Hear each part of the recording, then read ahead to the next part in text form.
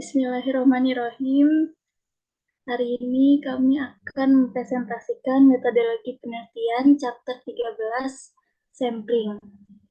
Kami dari kelompok 6 yang beranggotakan Satria Purwantoro dengan NIM 2020 1211014, Dea Adlia dengan NIM 2020 1211019, saya Balkis Aisyah Handayani dengan NIM 2020 1211034, dan Donita Putri Utami dengan NIM 2020 1211038. Tujuan pembelajaran pada chapter 13 ini yang didapatkan yang pertama mendefinisikan sampling, sampel, populasi, elemen, unit sampling, dan subjek. Yang kedua, mendiskusikan istilah statistik dalam pengambilan sampel. Yang ketiga, menjelaskan dan mendiskusikan proses sampling. Yang keempat, membandingkan dan kontraskan desain sampling probabilitas spesifik. Yang kelima, membandingkan dan kontraskan desain sampling non-probabilitas spesifik. Yang keenam, mendiskusikan ketepatan dan kepercayaan diri serta pertukaran antara ketepatan dan kepercayaan diri. Yang ketujuh, mendiskusikan bagaimana hipotesis dapat diuji dengan data sampel. Yang kedelapan, mendiskusikan faktor-faktor yang harus dipertimbangkan untuk menentukan ukuran sampel dan tentukan. Yang kesembilan, mengukur sampel untuk setiap proyek penelitian yang diberikan. Yang kesepuluh, mendiskusikan sampling dalam penelitian kualitatif. Yang kesebelas, mendiskusikan peran manajer dalam pengambilan sampel.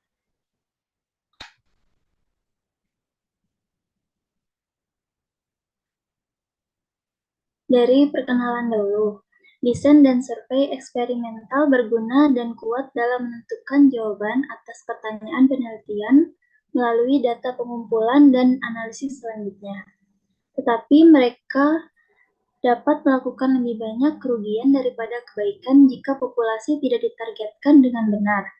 Artinya, jika data tidak dikumpulkan dari orang, kejadian, atau objek yang dapat memberikan jawaban yang benar, memecahkan masalah, penelitian akan sia-sia.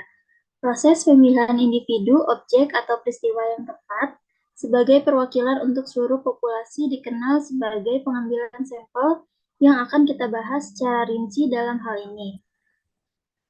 Alasan untuk menggunakan sampel daripada mengumpulkan data dari seluruh populasi sudah terbukti dengan sendirinya. Dalam penelitian yang melibatkan beberapa ratus bahkan ribuan elemen, itu akan menjadi praktis tidak mungkin mengumpulkan data dari atau memuji atau memeriksa setiap elemen. Bahkan jika itu mungkin, itu akan menjadi penghalang dalam hal waktu, biaya, dan sumber daya manusia lainnya. Studi sampel daripada seluruh populasi juga kadang-kadang cenderung menghasilkan hasil yang lebih dapat diandalkan. Ini sebagian besar karena kelelahan berkurang dan sedikit kesalahan.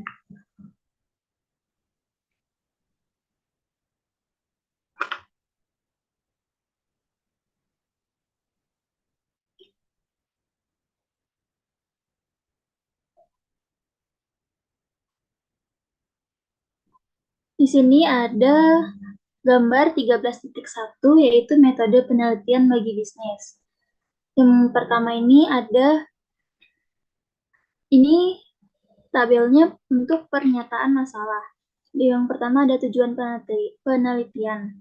Terbagi menjadi 3, yaitu eksplorasi, deskripsi, dan pengujian hipotesis. Yang selanjutnya ada tingkat campur tangan dari peneliti. Terbagi menjadi 2, yang pertama minimal mempelajari peristiwa sebagaimana biasanya. Yang kedua terjadi manipulasi dan atau simulasi. Yang ketiga ada pengaturan studi, terbagi menjadi 2. Yang pertama dibikin, yang kedua tidak dibikin. Berikutnya ada strategi penelitian, terbagi menjadi 7. Yang pertama ada eksperimen, yang kedua ada penelitian survei, yang ketiga ada pengamatan, yang keempat ada studi kasus, yang kelima ada teori dasar, yang keenam ada penelitian tindakan, yang ketujuh ada metode campuran. Selanjutnya ada pengukuran dan pengukuran. Di sini terbagi menjadi 3. Yang pertama, definisi operasional sistem, operasional item. Nah, yang pertama ada divisi operasional, yang kedua ada item pengukuran, penskalaan, yang ketiga ada mengkategorikan coding. Selanjutnya ada rincian studi, ini terbagi menjadi 3. Yang pertama merasakan data, yang kedua kebaikan data, yang ketiga pengujian hipotesis. Selanjutnya ada metode pengumpulan data, terbagi menjadi 5. Yang pertama wawancara, kedua pengamatan, ketiga kuesioner, keempat pengukuran fisik, kelima mengganggu. Selanjutnya ada waktu horizon. Ini terbagi menjadi 2. Yang pertama ada one shot atau cross-sectional, yang kedua ada longitudinal. Selanjutnya ada desain sampel terbagi menjadi 2, probabilitas atau non-probabilitas, dan sampel ukuran. Yang terakhir, unit analisis untuk populasi untuk dipelajari. Terbagi menjadi 6, yang pertama individu, yang kedua diets, yang ketiga grup, yang keempat organisasi, yang kelima mesin, dan lain-lainnya.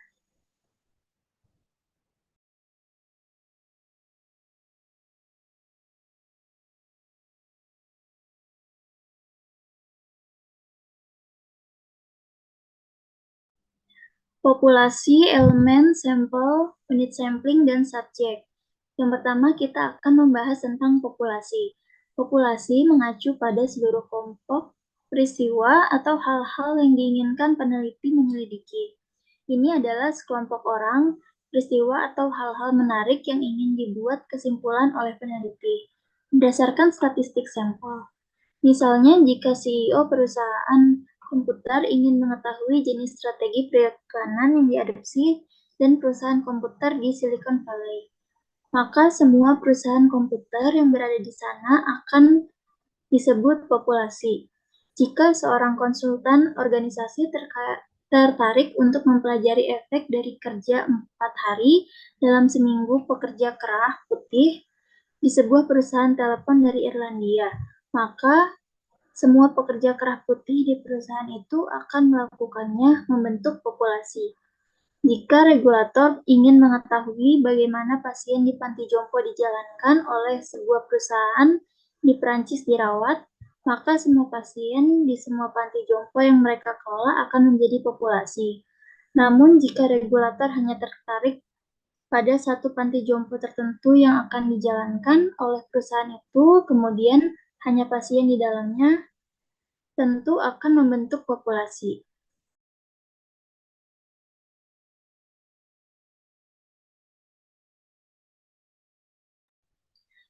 Yang kedua ada elemen. Elemen adalah anggota tunggal dari populasi. Jika 1.000 pekerja kerah biru di organisasi tertentu menjadi populasi yang menarik bagi seorang peneliti, setiap pekerja kerah biru di dalamnya adalah sebuah elemen.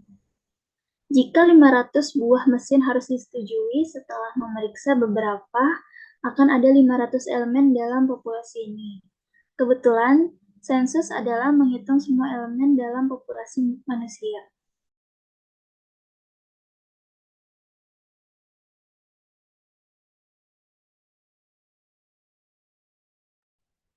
Selanjutnya ada sampel. Sampel adalah sebagian dari populasi, terdiri dari beberapa anggota yang dipilih darinya. Dengan kata lain, beberapa tapi tidak semua. Elemen populasi membentuk sampel. Jika 200 anggota diambil dari populasi 1.000 biru pekerja kerah, 200 anggota ini menjadi sampel. Artinya, dari penelitian terhadap 200 anggota, peneliti akan menarik kesimpulan tentang seluruh populasi 1.000 pekerja kerah biru. Begitu juga jika ada 145 pasien rawat inap di rumah sakit dan 40 diantaranya akan disurvei oleh administrator rumah sakit untuk menilai tingkat kepuasan terhadap perlakuan yang diterima. Maka 40 anggota ini akan dijadikan sampel. Sampel demikian subkelompok atau bagian dari populasi. Dengan mempelajari sampel, peneliti seharusnya mampu menarik kesimpulan yang dapat digeneralisasikan untuk populasi yang diminati.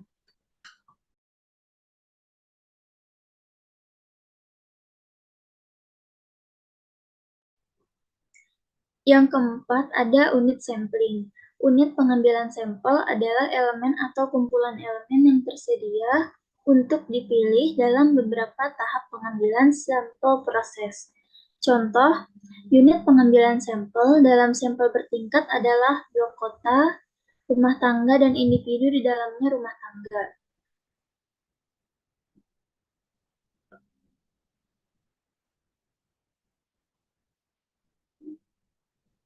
Yang terakhir yaitu subjek. Subjek adalah anggota tunggal dari sampel seperti halnya elemen adalah anggota tunggal dari populasi. Jika 200 anggota dari populasi 1000 pekerja kerah biru menjadi sampel penelitian, maka setiap pekerja kerah biru bekerja dalam sampel adalah subjek. Sebagai contoh lain, jika sampel 50 mesin dari total 500 mesin adalah untuk diperiksa, maka setiap satu dari 50 mesin adalah subjek. Sama seperti setiap mesin dalam populasi total, 500 mesin adalah elemen.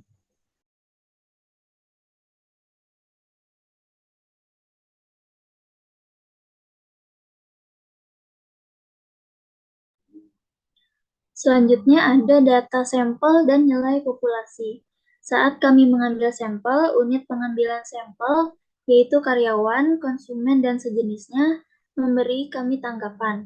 Contohnya, seorang konsumen yang menanggapi pertanyaan survei dapat memberikan jawaban 3. Ketika kita memeriksa tanggapan yang kita dapatkan untuk seluruh sampel, kita menggunakan statistik.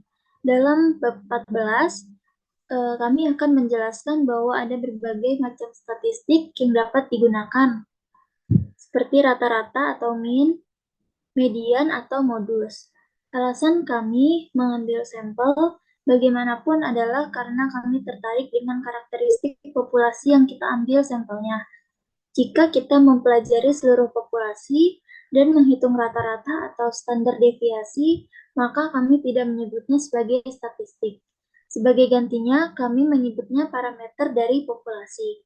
Di gambar 13.2 ini, ada gambar bacaan sampel, populasi, dan estimasi. Untuk sampel, statistiknya X bar, S sama S kuadrat. Untuk parameter ada mu, tau, sama tau kuadrat.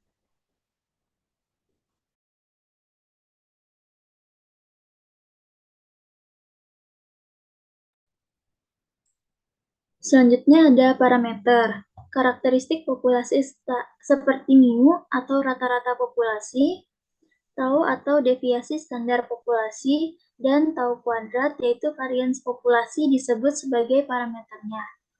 Kecenderungan sentral, dispersi, dan statistik lain dalam sampel yang menarik untuk penelitian diperlakukan sebagai perkiraan kecenderungan sentral, dispersi, dan parameter populasi lainnya. Dengan demikian, semua kesimpulan yang ditarik tentang sampel di bawah ini tadi digeneralisasikan ke populasi. Dengan kata lain, statistik sampel X atau rata-rata sampel, S standar deviasi, dan S kuadrat variasi dalam sampel digunakan sebagai estimasi parameter populasi mu, tau, dan tau kuadrat. Gambar 13 yang sebelumnya menunjukkan bahwa hubungan antara sampel dan populasi. Selanjutnya ada keterwakilan sampel. Kebutuhan untuk memilih sampel yang tepat untuk penyelidikan penelitian tidak bisa terlalu ditekankan. Kami jarang mengetahui apakah sampel akan menjadi replika yang tepat dari populasi dari mana ia diambil. Misalnya, sangat sedikit sarana sampel X cenderung sama persis dengan rata-rata populasi mu. Standar deviasi sampel S juga tidak memungkinkan sama dengan standar deviasi populasi tau. Namun, jika kita memilih sampel secara ilmiah, kita cukup yakin bahwa statistik sampel, misalnya X, S, dan S kuadrat, cukup dekat dengan parameter populasi, yaitu mu, tau, atau tau kuadrat. Dengan kata lain adalah mungkin untuk memilih sampel sedemikian rupa hingga mewakili populasi. Namun selalu ada sedikit kemungkinan bahwa nilai sampel berada di luar populasi.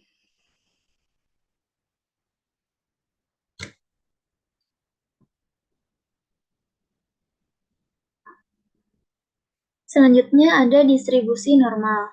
Atribut atau karakteristik populasi umumnya berdistribusi normal.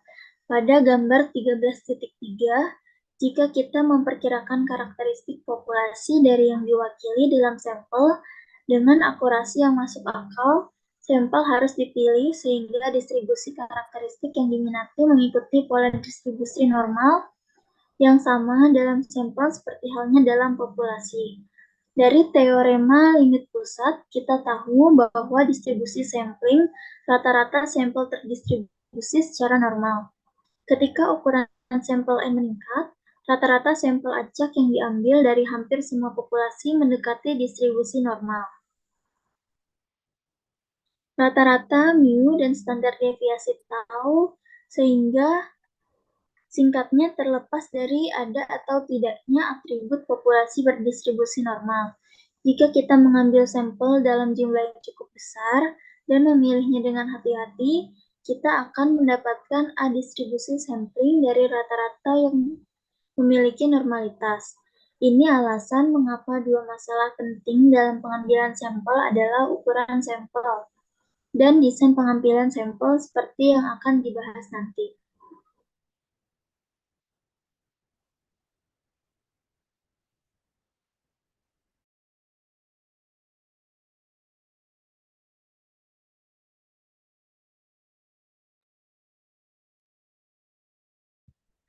Selanjutnya ada proses sampling yang dimana pengambilan sampelnya itu proses memilih sejumlah elemen yang tepat dari populasi. Sehingga penelitian sampel dan pemahaman tentang sifat atau karakteristiknya memungkinkan kita untuk menggeneralisasinya sifat-sifat atau karakteristik untuk unsur-unsur populasi. Langkah-langkah utama dalam pengambilan sampel meliputi yang pertama itu menentukan populasi, yang kedua tentukan kerangka sampel, yang ketiga menentukan desain sampling, yang keempat tentukan ukuran sampel yang sesuai, dan yang terakhir atau yang kelima itu jalankan proses sampling. Mendefinisikan populasi. Pengambilan sampel dimulai dengan menentukan populasi sasaran secara tepat. Populasi sasaran harus didefinisikan dalam hal elemen, batas geografis, dan waktu.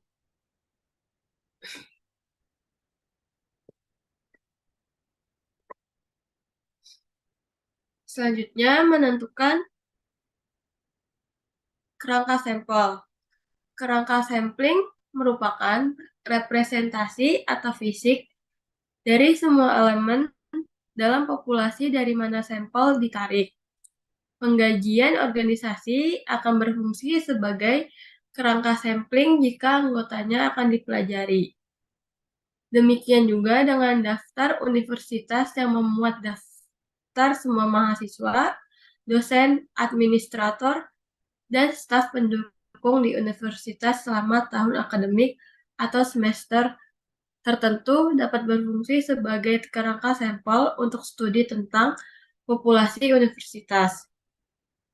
Sebuah daftar siswa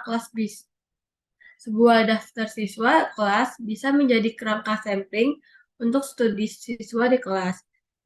Direktori telepon juga sering digunakan sebagai kerangka sampling untuk beberapa jenis penelitian. Meskipun demikian, bias yang melekat karena beberapa nomor tidak terdaftar dan beberapa lainnya mungkin telah usang. Menentukan desain sampling. Ada dua jenis utama desain sampling, ada probabilitas dan non-probability sampling. Dalam sampling probabilitas, unsur-unsur dalam populasi memiliki beberapa peluang atau probabilitas yang diketahui dan bukan 0 untuk dipilih sebagai sampel mata pelajaran. Pemilihan prosedur sampling adalah salah satu yang sangat penting. Oleh karena itu, bab ini akan membahas secara rinci berbagai jenis desain sampling mengingat hal-hal berikut dalam penentuan pilihan. Yang pertama itu, apa target populasi yang relevan dari fokus penelitian. Yang kedua, apa sebenarnya parameter yang ingin kami selidiki. Yang ketiga, jenis kerangka sampling apa yang tersedia. Yang keempat, berapa biaya yang melekat pada desain pengambilan sampel. Dan yang terakhir, berapa lama waktu yang tersedia untuk mengumpulkan data dari sampel.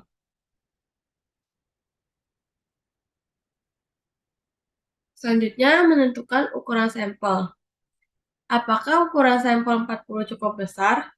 Atau apakah Anda memerlukan ukuran sampel 75, 180, 384, atau 500?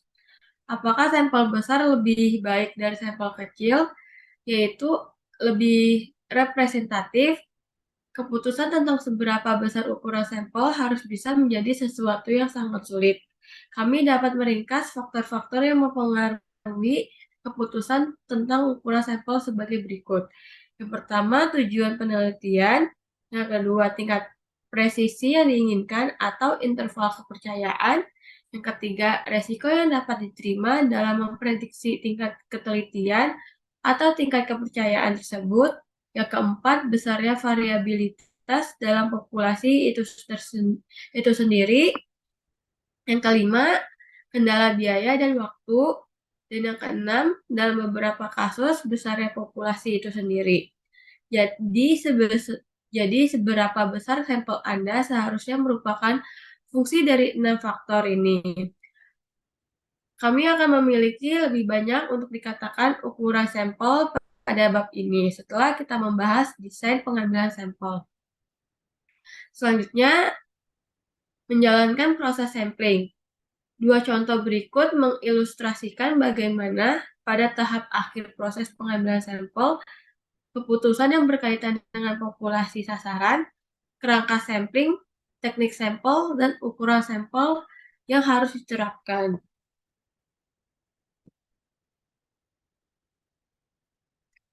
Selanjutnya, terdapat sampel probabilitas. Pengambilan sampel acak tidak terbatas atau sederhana. Dalam desain pengambilan sampel probabilitas terbatas, lebih dikenal sebagai pengambilan sampel acak sederhana. Setiap elemen dalam populasi memiliki peluang yang tidak diketahui dan sama untuk dipilih sebagai subjek. Katakanlah ada 1000 elemen dalam populasi dan kita membutuhkan sampel 100. Misalkan kita menjatuhkan selembar kertas dengan topi, masing-masing bertuliskan nama salah satu elemen dan gambar 100 elemen dari topi dengan mata tertutup. Kita tahu bahwa tidak pertama yang ditarik memiliki peluang 1/1000 untuk ditarik. Yang berikutnya memiliki peluang 1/199 untuk ditarik dan segera. Dengan kata lain, kita tahu bahwa peluang terpilihnya salah satu dari mereka adalah 1 di antara bilangan tersebut populasi. Dan kita juga tahu bagaimana setiap elemen di topi memiliki probabilitas yang sama atau sama terpilih. Kita tentu tahu bahwa komputer dapat menghasilkan angka acak dan seseorang tidak harus melewatinya proses yang membosankan untuk mengeluarkan nama dari topi. Ketika kita menarik elemen-elemen dari populasi, kemungkinan besar ada pola distribusi dari karakteristik yang ingin kita selidiki dalam populasi juga didistribusikan dalam subjek yang kita menggambar untuk sampel kami. Yang kedua itu sampling probabilitas terbatas atau kompleks. Sebagai alternatif dari desain sampling acak sederhana, beberapa sampling probabilitas kompleks atau restrict probabilitas desain dapat digunakan. Prosedur pengambilan sampel probabilitas ini menawarkan yang layak dan terkadang lebih efisien. Alternatif dari desain tak terbatas yang baru saja kita bahas, efisiensi ditingkatkan dalam informasi yang lebih banyak itu dapat diperoleh untuk ukuran sampel tertentu dengan menggunakan beberapa prosedur sampling probabilitas yang kompleks dari desain sampling acak sederhana.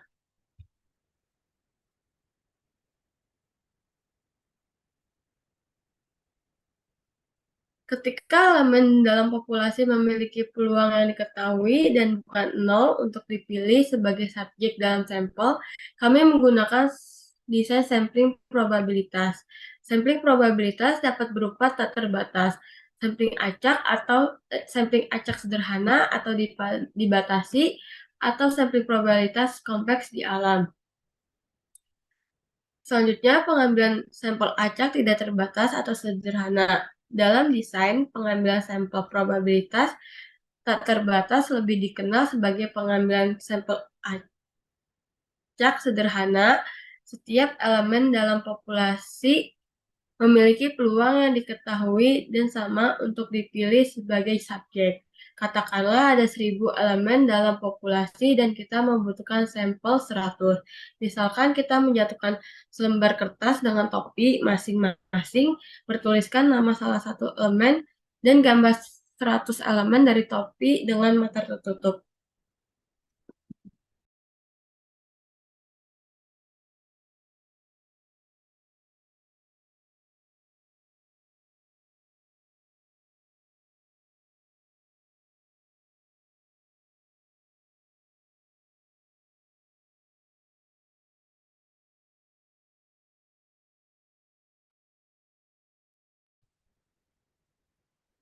Selanjutnya, sampling probabilitas terbatas atau kompleks. Sebagai alternatif dari desain sampling acak sederhana, beberapa sampling probabilitas kompleks atau research probabilitas desain dapat digunakan. Prosedur pengambilan sampel probabilitas ini menawarkan yang layak dan terkadang lebih efisien. Alternatif dari desain tak terbatas yang baru saja kita bahas, efisiensi ditingkatkan dalam informasi yang lebih banyak itu dapat diperoleh untuk ukuran sampel tertentu dengan menggunakan beberapa prosedur sampling probabilitas yang kompleks dari desain sampling acak sederhana. 5 desain sampling probabilitas kompleks yang paling umum, systematic sampling, stratified random sampling, cluster sampling, area sampling, dan double sampling hingga sekarang yang akan segera dibahas.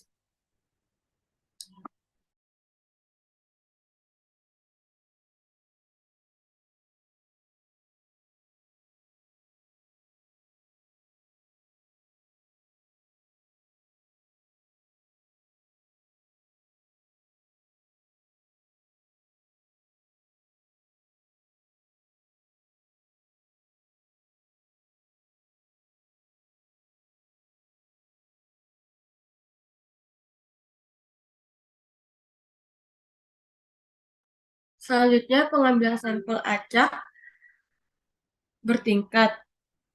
Sementara pengambilan sampel membantu memperkirakan parameter populasi, mungkin ada subkelompok elemen yang dapat diidentifikasi di dalamnya populasi yang mungkin diharapkan memiliki parameter yang berbeda pada variabel yang menarik bagi peneliti. Untuk misalnya kepada direktur manajemen sumber daya manusia yang tertarik untuk menilai sejauh mana pelatihan itu karyawan dalam sistem merasa mereka membutuhkan. Seluruh organisasi akan membentuk populasi untuk dipelajari.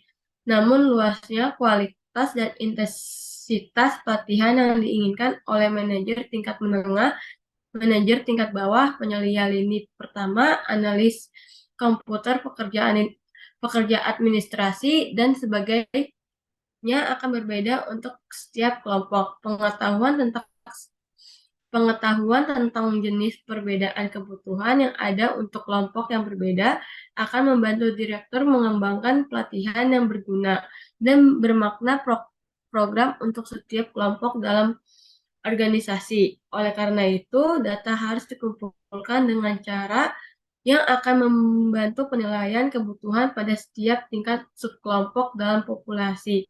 Unit analis kemudian akan berada di kelompok tingkat dan proses pengambilan sampel acak bertingkat berguna. Selanjutnya, pengambilan sampel acak bertingkat. Seperti namanya, melibatkan proses stratifikasi atau segregasi diikuti dengan pemilihan subjek secara acak. Dari setiap strata, populasi pertama-tama dibagi menjadi kelompok yang saling eksklusif, yang relevan, sesuai, dan bermakna dalam konteks penelitian. Misalnya, jika presiden sebuah perusahaan khawatir tentang tingkat motivasi yang rendah atau tingkat ketidakhadiran yang tinggi di antara para karyawan, itu masuk akal untuk mengelompokkan populasi anggota organisasi sesuai dengan tingkat pekerjaan mereka.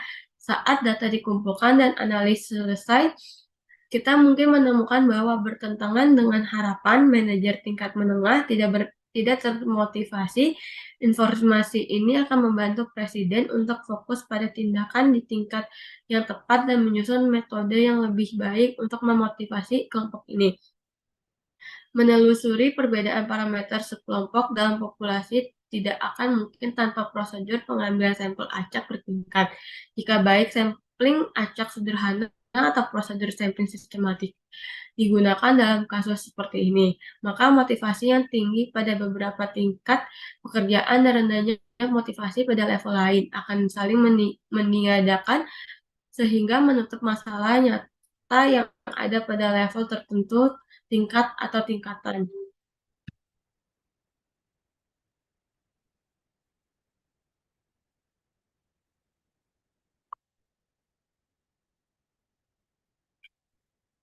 Selanjutnya, pengambilan sampel acak bertingkat proporsional dan tidak proporsional.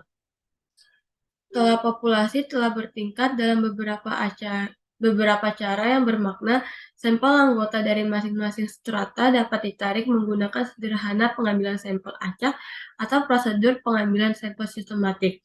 Mata pelajaran yang diambil dari masing-masing strata dapat berupa salah satu proporsional atau tidak proporsional dengan jumlah elemen dalam strata.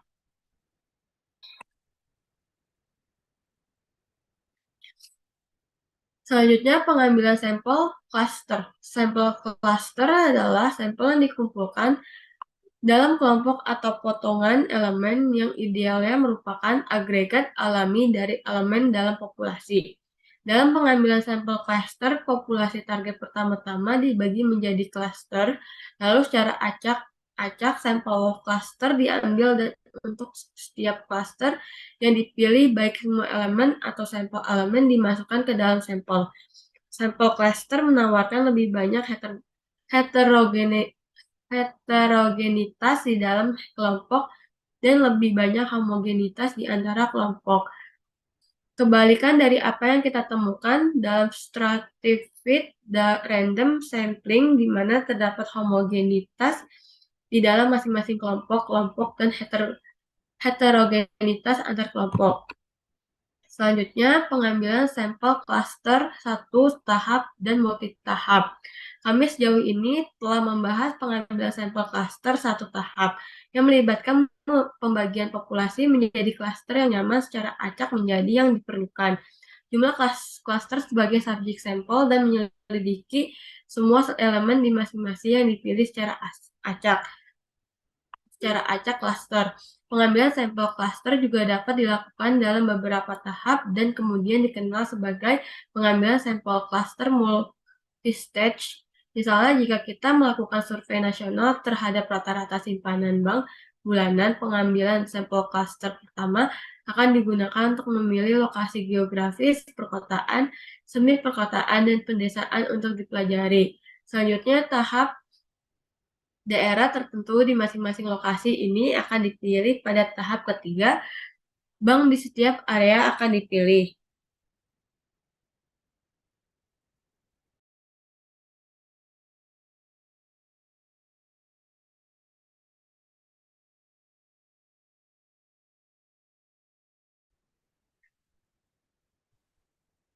Selanjutnya ada pengambilan sampel ganda, yang di mana rencana ini terpaksa ketika informasi lebih lanjut diperlukan dari subset kelompok dari mana beberapa informasi telah dikumpulkan untuk studi yang sama. Desain pengambilan sampel di mana awalnya sampel digunakan dalam belajar untuk mengumpulkan beberapa informasi awal yang menarik, dan kemudian digunakan subsampel dari sampel primer ini memeriksa masalah secara lebih rinci, disebut double sampling. Misalnya, wawancara terstruktur mungkin menunjukkan bahwa sekelompok responden memiliki lebih banyak wawasan tentang masalah organisasi. Responden ini mungkin akan diwawancarai lagi dan mengajukan pertanyaan tambahan. Penelitian ini mengadopsi prosedur double sampling.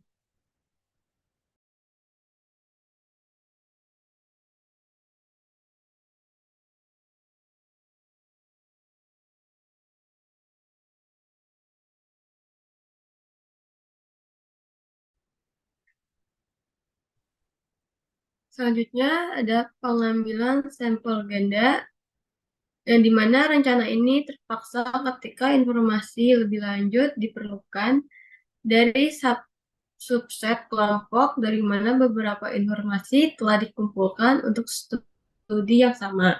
Desain pengambilan sampel di mana awalnya sampel digunakan dalam belajar untuk mengumpulkan beberapa informasi awal yang menarik, dan kemudian digunakan subsampel dari sampel primer ini memeriksa masalah secara lebih rinci, disebut double sampling. Misalnya, wawancara terstruktur mungkin menunjukkan bahwa sekelompok responden memiliki lebih banyak wawasan tentang masalah organisasi. Responden ini mungkin akan diwawancarai lagi dan mengajukan pertanyaan tambahan. Penelitian ini mengadopsi prosedur double sampling.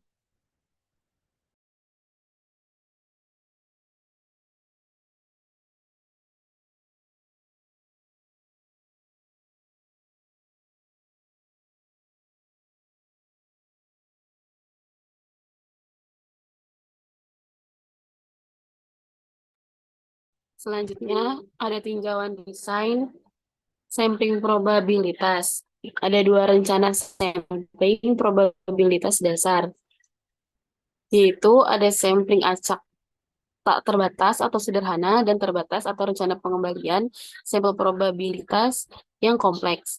Dalam desain pengambilan sampel acak sederhana, setiap elemen dalam populasi memiliki peluang yang diketahui dan sama untuk dipilih sebagai subjek. Rencana probabilitas kompleks terdiri dari 5 desain pengambilan sampel yang berbeda. Dari kelima ini, desain sampling cluster mungkin yang paling murah dan juga paling tidak dapat diandalkan, tetapi digunakan ketika tidak ada daftar elemen populasi yang tersedia. Desain stratified random sampling mungkin yang paling efisien, dalam arti bahwa untuk jumlah subjek sampel yang sama, ia menawarkan informasi yang tepat dan terperinci. Desain pengambilan sampel sistematis memiliki bahaya bawaan dari kemungkinan bias sistematis.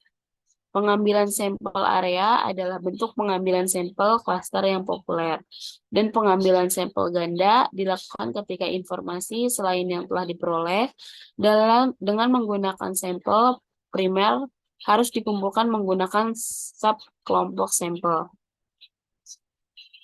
Selanjutnya ada sampling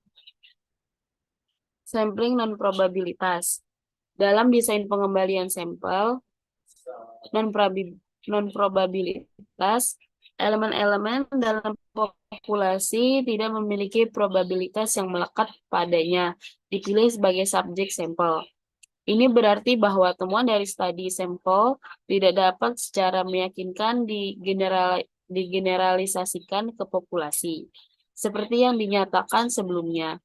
Bagaimanapun, peneliti mungkin kadang-kadang kurang peduli tentang generalisasi daripada mendapatkan beberapa informasi awal dengan cara yang cepat dan murah. Mereka kemudian mungkin menggunakan sampling non-probabilitas. Kadang-kadang non-probability sampling adalah satu-satunya cara untuk mendapatkan data, seperti yang akan dibahas nanti. Beberapa rencana pengembalian sampel non-probabilitas lebih dapat diandalkan daripada yang lain, dan dapat menawarkan beberapa petunjuk penting untuk informasi yang berpotensi berguna terkait dengan populasi. Desain pengembalian sampel non-probabilitas yang masuk ke dalam kategori besar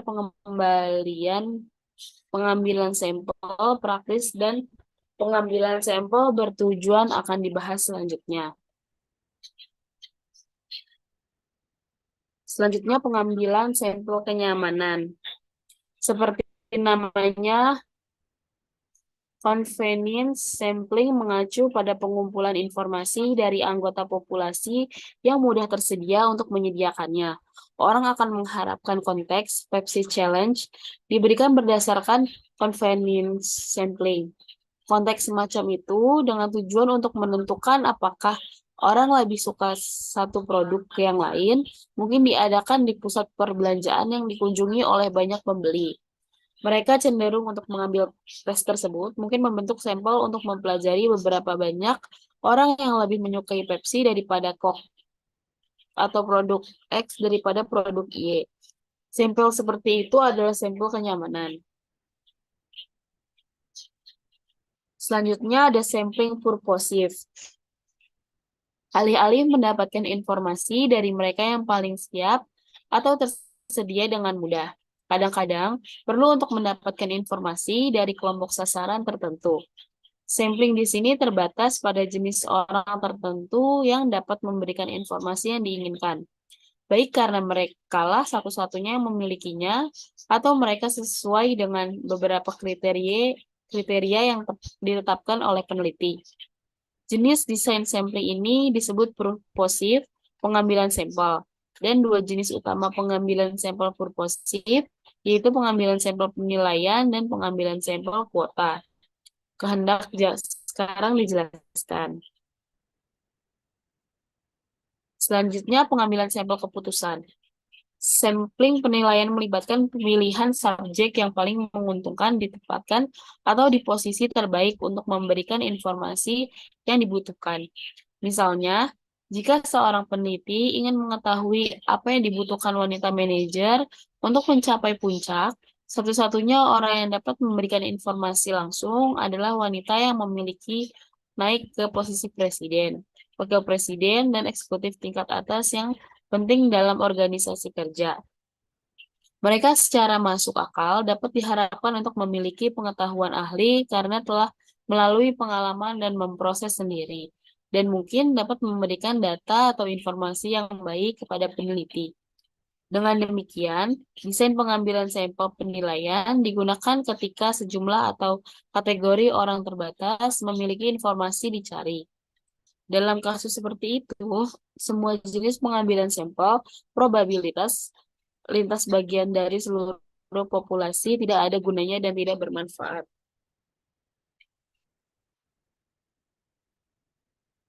Selanjutnya, pengambilan sampel kuota.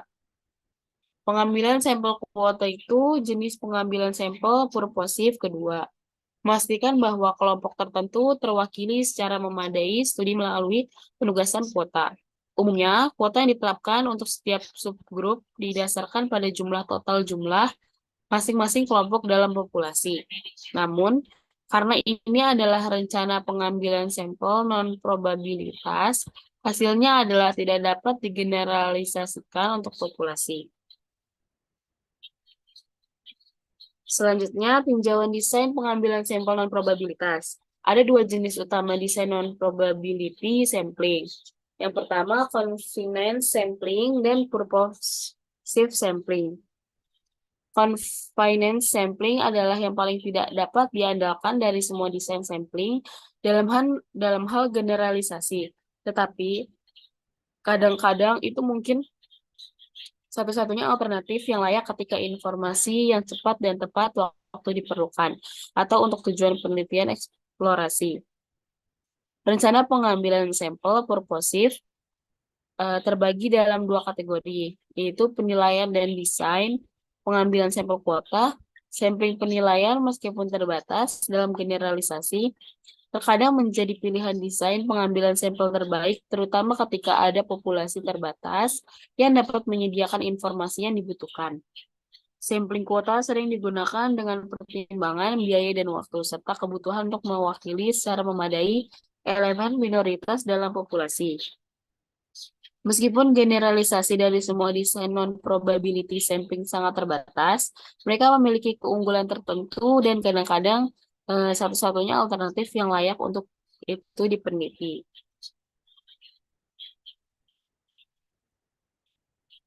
Selanjutnya, di gambar tersebut, gambar untuk menawarkan beberapa poin pilihan keputusan tentang desain mana yang mungkin berguna untuk tujuan penelitian tertentu.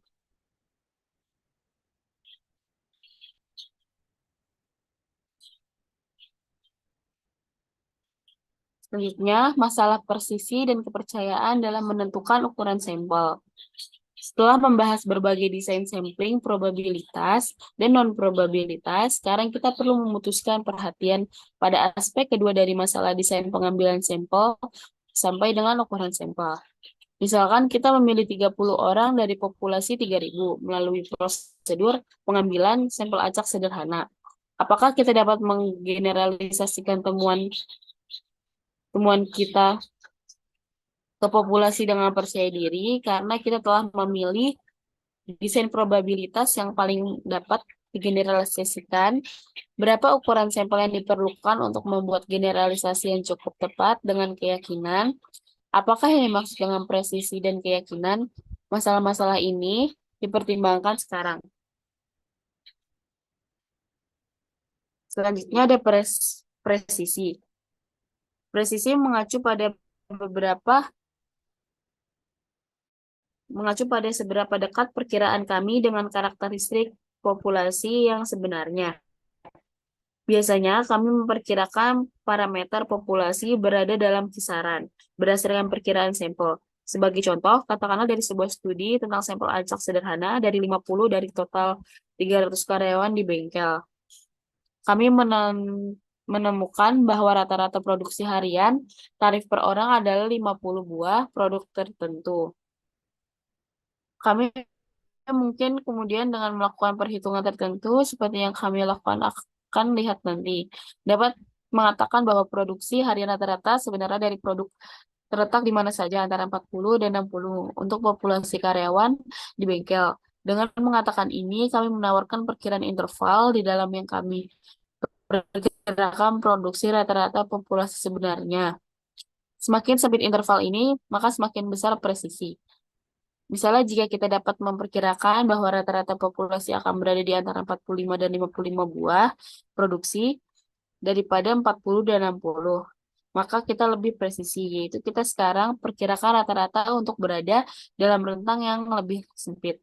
Yang pada gilirannya berarti bahwa kami memperkirakan dengan ketelitian atau presisi yang lebih besar.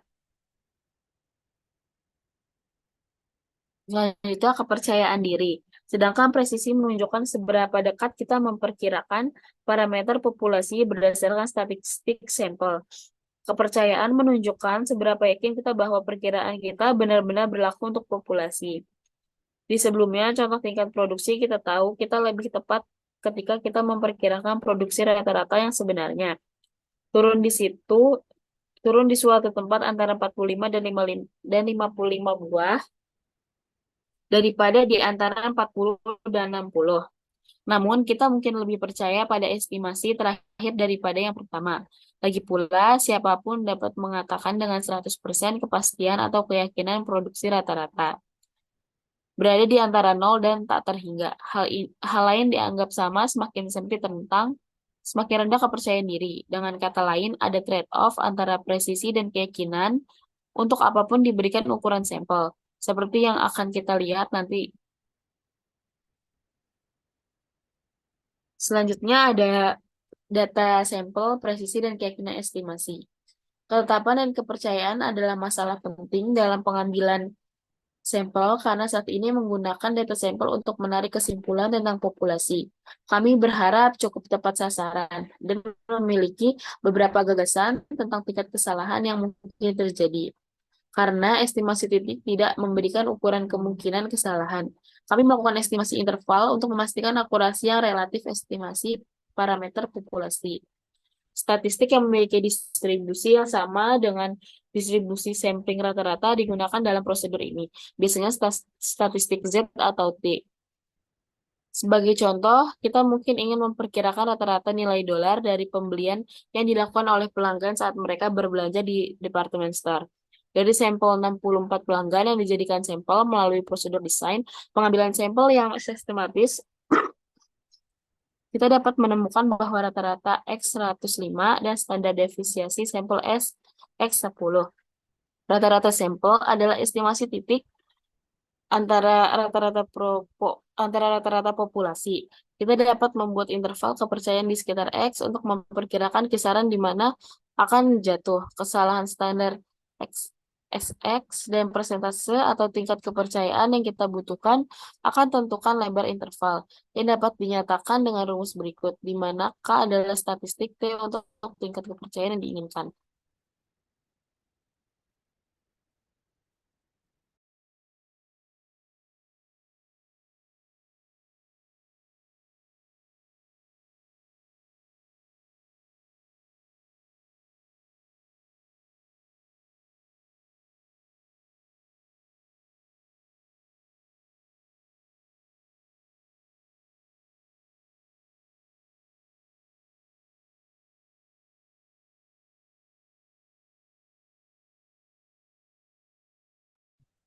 Selanjutnya, trade-off antara keyakinan dan presisi. Kami telah mencatat bahwa jika kami ingin lebih berpresisi atau lebih percaya diri atau keduanya,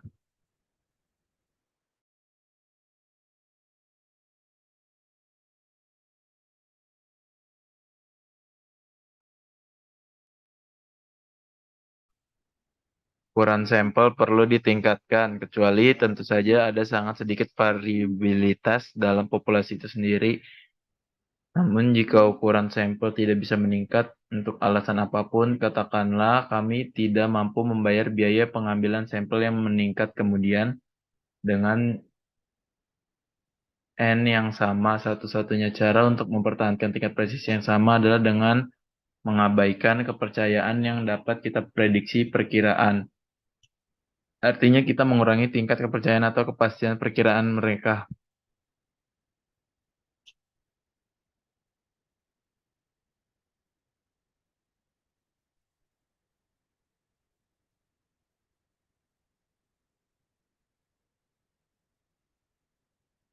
Data sampel pengujian hipotesis.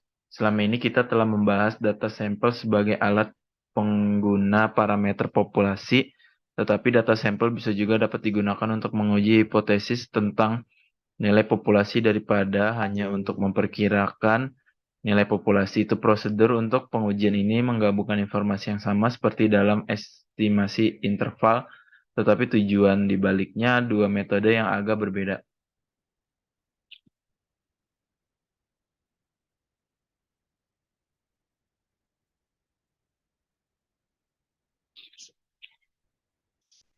Menentukan ukuran sampel. Ukuran sampel diatur oleh tingkat presisi dan kepercayaan yang diinginkan. Bagaimana kita menentukan ukuran sampel yang diperlukan untuk penelitian kita? Prosedurnya dapat digambarkan melalui sebuah contoh. Seorang manajer ingin 95% yakin bahwa diharapkan penarikan bulanan di bank akan berada dalam selang kepercayaan $500. Katakan itu sebuah penelitian sampel klien menunjukkan bahwa penarikan rata-rata dibuat oleh mereka memiliki standar deviasi $3.500. Berapa ukuran sampel yang dibutuhkan kasus ini? Kami mencatat sebelumnya bahwa rata-rata populasi bisa diperkirakan dengan menggunakan rumus berikut karena tingkat kepercayaan yang dibutuhkan di sini adalah 95%, maka nilai K yang diberlaku adalah 1,96. Estimasi interval dari $500 harus mencakup dispresi.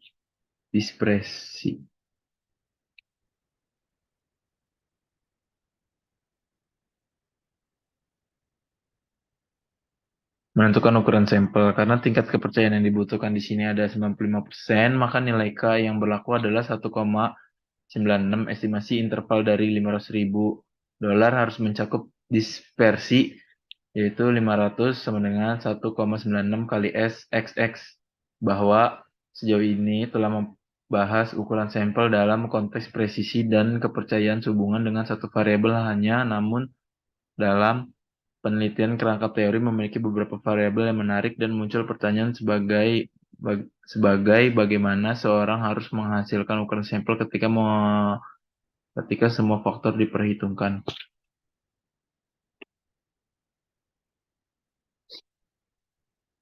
Ukuran sampel dan kesalahan tipe 2. Ukuran sampel yang terlalu besar, lebih dari 500, dapat menjadi masalah karena cenderung melakukan kesalahan tipe 2. Artinya kami akan menerima temuan penelitian kami, padahal sebenarnya kami harus menolaknya.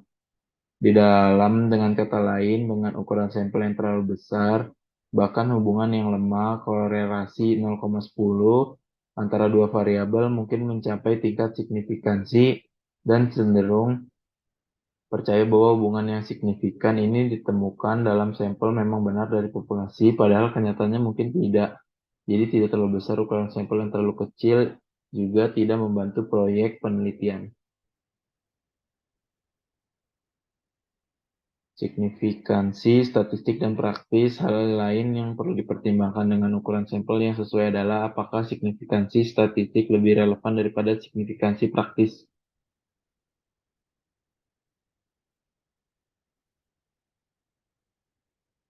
Efisiensi dalam pengambilan sampel. Efisiensi pengambilan sampel tercapai ketika tingkat presisi kesalahan standar ukuran sampel dikurangi, atau ukuran sampel tertentu N dan tingkat presisi, dan dapat ditingkatkan beberapa sampling probabilitas, desain lebih efisien dari yang lain. Prosedur sampling acak sederhana tidak selalu yang paling efisien. Berencana untuk mengadopsi beberapa desain sampling probabilitas lainnya seringkali lebih efisien.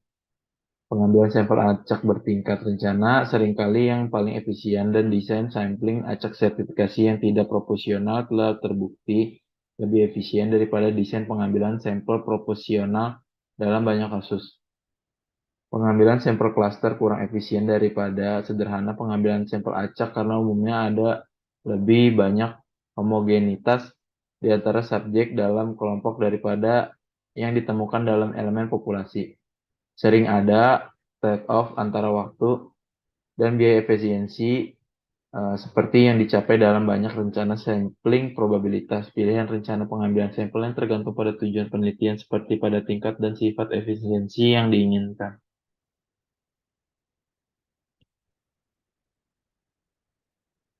Sampling sebagai terkait dengan studi kualitatif. Sampling kualitatif dimulai dengan tepat mengidentifikasikan populasi sasaran.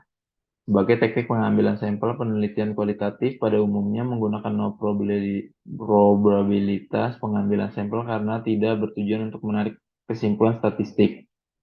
Subjek dipilih atas dasar keahlian dalam subjek. Kejenuhan teoretis tercapai ketika tidak ada informasi baru tentang subjek muncul dalam kasus berulang. Pengambilan sampel teoretis mungkin tidak dimulai dengan pengambilan sampel purpose dan menganalisa datanya dan memutuskan data yang akan digunakan kumpulan selanjutnya dan di mana menemukannya. Perhatikan bahwa ukuran sampel oleh karena itu setidaknya sebagian bergantung pada heterogenitas populasi.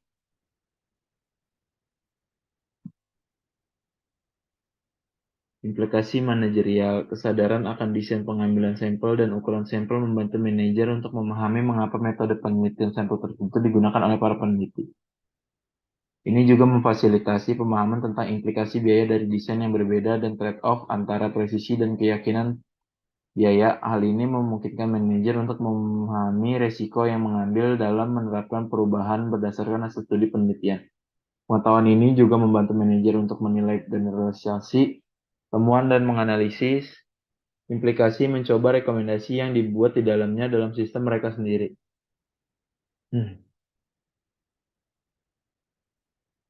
Mungkin itu saja yang dapat kelompok kami sampaikan. Kurang lebihnya mohon maaf. Saya mewakili kelompok kami mengucapkan terima kasih. Wassalamualaikum warahmatullahi wabarakatuh. Terima kasih.